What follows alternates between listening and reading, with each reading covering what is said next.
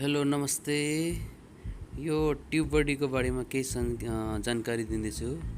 जो ट्युबबडी भनेको जस युट्युबरहरूले धेरै राम्रो यो एप्स। यो जस्तै कि अब एन्ड्रोइड मोबाइलमा हैन, जस्तै कि हामी एन्ड्रोइड मोबाइलमा यसमा कसरी इन्स्टल गर्ने, जस्तै कि अब एप्स भन्दा त्यो जुन अब हामीले वेबसाइटमा गएर युट्युबको लागि जुन त्यो ट्युबमेटको लोगो देखिन्छ नि, हो त्यो लगायो भने जो सजिलो हुन्छ कि ट्याग सेगहरू अटोमेटिकली अब त्यहाँनिर सो गर्छ हैन। अब प्रिमियम भर्जन लगायो भने चाहिँ अब त्यसको लागि पे गर्नुपर्छ हैन। फ्रीमा चाहिँ अब केही 3-4वटा ट्यागहरू पनि त्यसै फ्रीमा हेर्नु पाइन्छ, देख्नु पाइन्छ, लाउनु पाइन्छ हैन। त्यसको स्टेप बाइ स्टेप यसमा म देखाउँछु।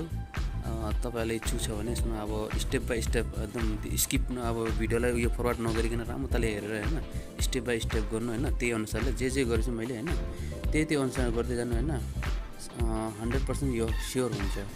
त कतिपयहरूले यसमा सर्च गरेर हेर्छ हैन, सर्च गर्दाखेरि त्यसमा भेट्दैन, अनि नभेट्दाखेरि मान्छेले त्यो हुँदैन भनेर त्यतिकै छोडिदिन्छ।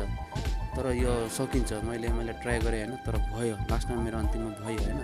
यहाँ मैले कुन तरिकाले गर्दैछु त्यही अनुसार फलो गर्नु हैन, स्टेप बाइ स्टेप सबै देखिन्छ हैन। म स्टेप बाइ स्टेप गर्छु, त्यही अनुसार गर्नु कि यो एप्समा पनि अब हेर्न सकिन्छ हैन। तर एप्समा त फेरि एप्समा पनि हेरेर फेरि त्यहाँ पनि हेर्नु, फेरि उता गएर ट्याग गर्नु, मिलाउनु, लेख्नु लास्ट झ्याउ हुन्छ क्या।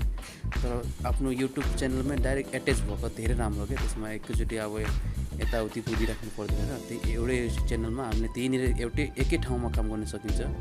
जुन मैले यहाँ लेखेको छु ट्युबबडी प्लगइन, यो त्यो अनुसार खोज्दै जानु हैन, स्टेप बाइ स्टेप राम्रोताले स्टेप बाइ स्टेप फरवार्ड नगरिकन हेरिदिनु होला। अनि कस्तो लाग्यो यो भिडियो हैन, मलाई कमेन्ट बक्समा यस्तो कमेन्ट गर्नु होला, कसको भयो हैन।